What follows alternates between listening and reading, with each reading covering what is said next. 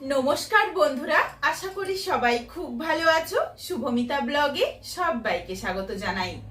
আজকে তোমাদের সাথে শেয়ার করব একদমই নতুন ধরনের কালো জিরে দিয়ে বাঁধাকপি রেসিপি। আমি তোমাদের কথা দিতে পারি, তোমরা যদি এই রেসিপিটা একবার বানাও তাহলে কিন্তু তোমরা বারবার এই রেসিপি বানাবে। ভীষণই সুস্বাদু ও ভীষণই সুগন্ধের এই রেসিপি। বন্ধুরা, বাঁধাকপি তো অনেকভাবে রান্না করেছো, তবে তোমাদের কাছে আমার অনুরোধ রইল বাড়িতে অবশ্যই একবার হলেও বাঁধাকপি এইভাবে রান্না করে দেখো কিন্তু। তারপর আমায় কমেন্ট করে জানিও রেসিপিটা তোমাদের কেমন লাগলো। তাহলে চলো বন্ধুরা, রেসিপিটা দেখে নেওয়া যাক। রেসিপিটা কেউ স্কিপ করো না। স্কিপ করলে আমি কি পদ্ধতিতে রেসিপিটা বানালাম বা কি কি মশলার অ্যাড করলাম সেটা তোমরা মিস করে যাবে। তখন হয়তো রেসিপিটা খেতে এতটা ভালো হবে না। এখানে প্রথমেই আমি বাঁধাকপি কেটে ধুয়ে পরিষ্কার করে জলটা ঝরিয়ে রেখেছি থালায়। বাঁধাকপি দেখো একদম যে ঝিরিঝিরি করে কেটেছি সেটা কিন্তু নয়। শীতের বাঁধাকপি যদি একটু বড় টুকরোও থাকে কোনো অসুবিধে হবে না, সুন্দরভাবে কিন্তু সুসেদ্ধ হয়ে যাবে। এরপর এখানে আমি মাছের মাথা নিয়েছি। মাছের মাথার মধ্যে স্বাদ অনুযায়ী লবণ আর অল্প একটু হলুদের গুঁড়ো দিয়ে মেখে রাখছি। এখানে আমি মাছের মাথার ব্যবহার করলাম। তোমরা চাইলে চিংড়ি মাছ দিতে পারো বা মাছের মাথা কিন্তু হাতের কাছে যদি না থাকে তাহলে এটা বাদ দিয়েও রান্নাটা করতে পারো, কোনো অসুবিধা হবে না। তবে একবার হলেও মাছের মাথা দিয়ে এইভাবে বানিয়ে দেখো, স্বাদ কিন্তু দুর্দান্ত হবে। মাঝারি সাইজের একটা আলু বেশ ছোট ছোট টুকরো করে কেটে নিয়েছি। মিক্সিং জারে একটা মশলার পেস্ট বানাবো, তার জন্য নিয়েছি 2টো কাঁচা লঙ্কা, ছোট সাইজের 2টো পেঁয়াজ কুচি, আর এর সাথে দিয়ে দিচ্ছি খুবই অল্প পরিমাণে আদা রসুন। বেশি কিন্তু মশলার ব্যবহার করব না, সমস্ত মশলা অল্প অল্প দিলেই কিন্তু মশলার পরিমাণটা বেশ অনেকটা হয়ে যাবে। আর দিয়ে দিলাম 1/2 চামচ পরিমাণে কালো জিরে। এটাই হলো প্রধান উপকরণ। এই কালো জিরেটা দেওয়ার জন্য রঙটাও একদম বদলে যায়, রান্নার স্বাদটাও কিন্তু একদমই বদলে যায়। আর দিয়েছি 1 মুঠো ধনেপাতা কুচি। একদম দেখো মিহি করে পেস্ট করে নিয়েছি, কোনো রকম দানা ভাব থাকবে না। ঠিক এইভাবে করেই বেটে নিও। এরপর কড়াই গরম করে প্রথমেই বেশ কিছুটা সর্ষের তেল গরম করে নিলাম। এখানে আমি তেলটা একবারেই দিয়ে নিয়েছি, আর তেলের ব্যবহার করব না। তেলের পরিমাণটা কিন্তু তোমরা তোমাদের পছন্দ মতো চাইলে আরও বাড়িয়ে বা কমিয়ে নিতে পারো। তবে অবশ্যই রান্নাটা কিন্তু সর্ষের তেলেই করো, তাহলে খেতে বেশ ভালো লাগবে। তেল গরম হয়ে যাওয়ার পর প্রথমেই মাছের মাথাগুলো দিয়ে উল্টে পাল্টে বেশ একটু হালকা লালচে রং ধরিয়ে ভেজে নিয়েছি। এরপর মাছের মাথাগুলো তেলটা ঝরিয়ে তুলে রাখছি। এখনই কিন্তু ভেঙে দেওয়ার দরকার নেই, পরে আমরা ভেঙে নেব মাছের মাথাগুলো। এই জায়গায় ফোড়ন দেওয়ার ভিডিওটা কোনো কারণে স্কিপ হয়ে গেছে, রেকর্ডিং হয়নি। এই জন্য আমি তোমাদের বলে দিচ্ছি মুখেই যে এখানে আমি কি কি ফোড়নের ব্যবহার করেছিলাম। এখানে দিয়েছি শুকনো লঙ্কা, তেজপাতা, গোটা জিরে। ফোড়নটা ভেজে নিয়ে দিয়ে দিয়েছিলাম ছোট করে কেটে নেওয়া আলুগুলো। আলুর স্বাদ অনুযায়ী লবণ দিয়ে নাড়াচাড়া করে আলুটা ভেজে নিচ্ছি। আলুর মধ্যে হালকা একটা লালচে রং ধরিয়ে নেব, তাহলে কিন্তু খেতে বেশ ভালো লাগবে।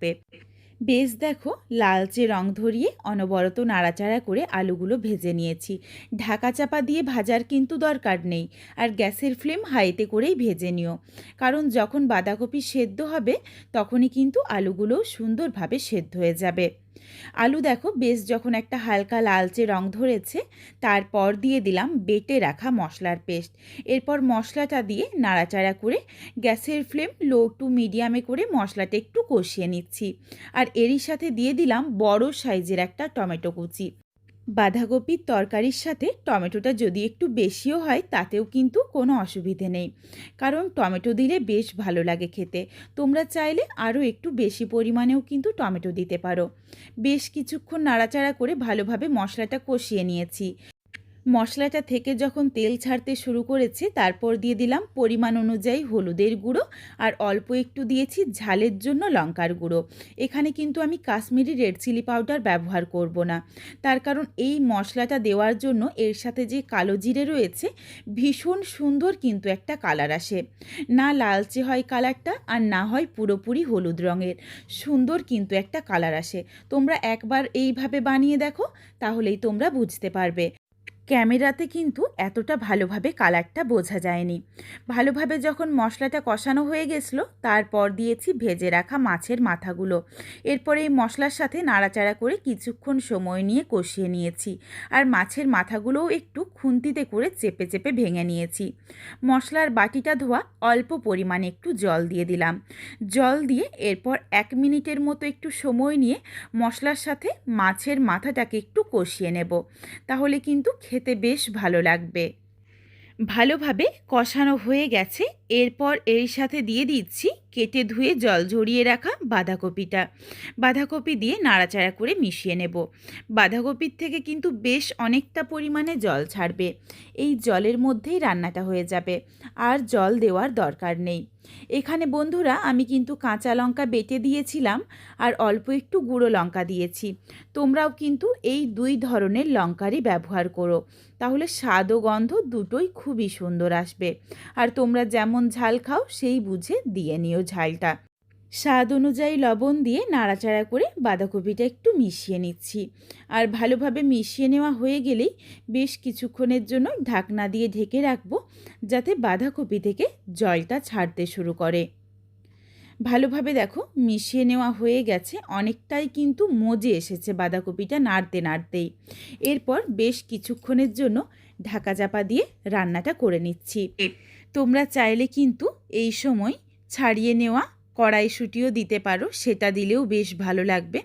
তো দেখো কিছুক্ষণ ঢাকনা দিয়ে ঢেকে রেখেছিলাম, বেশ অনেকটা পরিমাণে জল ছেড়ে এসেছে। আর খুব সহজেই দেখো বাঁধাকপিটা কিন্তু বেশ অনেকটা নরম হয়ে গেছে। তবে এখানে আমি আরও একটু সেদ্ধ করে নিচ্ছি, আর যেটুকু জল আছে এই জলটা আরেকটু শুকিয়ে নেব। এই জন্যই কিছুক্ষণের জন্য ঢাকনা দিয়ে ঢেকে রাখছি। কিছুক্ষণ পরে দেখো তোমাদের একটু আমি ঢাকনাটা সরিয়ে দেখিয়ে দিই। বেশ দেখো অনেকটা শুকনো শুকনো হয়ে গেছে, আর রেসিপিটা কিন্তু প্রায় রেডি হয়ে এসেছে। ওপর থেকে তেজপাতাগুলো তুলে ফেলে দিলাম। রেসিপিটা কিন্তু প্রায় রেডি হয়ে এসেছে। তোমরা চাইলে এই রকম একটু মাখো রাখতে পারো, চাইলে কিন্তু একটু শুকনোও করে নিতে পারো। তোমাদের পছন্দ মতো তোমরা করে নিও। এরপর একদম শেষে দিয়ে দিলাম স্বাদ অনুযায়ী লবণ আর 1/2 চামচ পরিমাণে চিনি, টেস্টটা ব্যালেন্স করার জন্য। অবশ্যই কিন্তু চিনির ব্যবহার করো। আর এই বাঁধাকপি রান্নার স্বাদ, গন্ধ ও রং তিনটেই একদমই অন্যরকম। এরপর রেসিপিটা নাবিয়ে নেব। নাবিয়ে নেওয়ার আগে দিয়ে দিলাম খুবই অল্প পরিমাণে গরম মশলার গুঁড়ো, বেশি কিন্তু দেওয়ার দরকার নেই। আর যারা গরম মশলা গুঁড়ো খেতে পছন্দ করো না, তারা চাইলে বাদ দিতে পারো। যারা ঘি খেতে পছন্দ করো তারা চাইলে কিন্তু ঘিও দিতে পারো, নিজেদের পছন্দ মতো দিয়ে নিও। এরপর চলো রেসিপিটা নাবিয়ে নিচ্ছি। বন্ধুরা, তোমরা তো বাঁধাকপি অনেকভাবে রান্না করে খেয়েছো। তোমাদের কাছে আমার অনুরোধ রইল, বাড়িতে অবশ্যই একবার হলেও এইভাবে রান্না করে খেয়ে দেখো। তারপর আমায় কমেন্ট করে জানিও রেসিপিটা তোমাদের কেমন লাগলো। এই কালো জিরে দিয়ে বাঁধাকপির রেসিপি তোমাদের যদি ভালো লেগে থাকে, তাহলে লাইক করো, শেয়ার করে বন্ধুদের দেখার সুযোগ করে দিও। তোমরা যদি আরও এইরকম নিত্য নতুন ঘরোয়া রেসিপি পেতে চাও, তাহলে অবশ্যই আমার চ্যানেলটিকে সাবস্ক্রাইব করে পাশে থাকা বেলটি অন করে অল নোটিফিকেশন অন করে দিও, যাতে আমার প্রত্যেকটা রেসিপির নোটিফিকেশান সবার প্রথমে তোমাদের কাছে পৌঁছে যায়। আর অবশ্যই আমার চ্যানেলটিকে হাইপ করে দিও, যাতে আমি আরও এগিয়ে যেতে পারি, তোমাদের সাথে আরও নিত্য নতুন ঘরোয়া রেসিপি শেয়ার করতে পারি। আবারও খুব শীঘ্রই হাজির হচ্ছি নতুন কোনো এক ঘরোয়া রেসিপি নিয়ে। পরবর্তী রেসিপি দেখার আমন্ত্রণ রইল। পুরো ভিডিওটা দেখার জন্য অনেক অনেক ধন্যবাদ।